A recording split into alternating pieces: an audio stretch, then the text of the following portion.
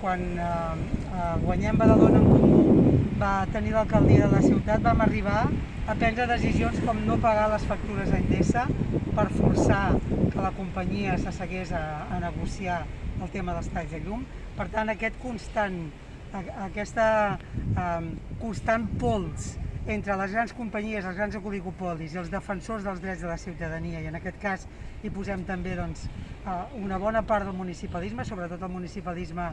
transformador i rupturista que posa per davant de tot els drets de les persones. Aquest pols ve de fa molt temps i ara,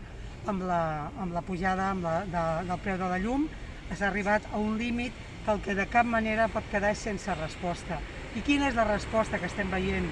de l'Estat? L'Estat el que està fent és subvencionar els beneficis d'aquestes grans empreses, subvencionar els escandalosos beneficis d'aquests oligopolis, en comptes de regular preus, en comptes de tenir cura perquè no es produeixi aquest abús extractiu de diner públic i de diner de les persones per poder pagar la llum. Per tant, aquesta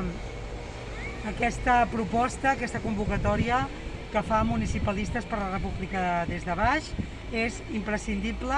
perquè és des del municipalisme, que és la línia de proximitat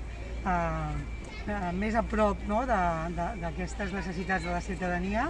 articular també des de la institució i evidentment coordinades amb els moviments socials, però també prenent responsabilitats,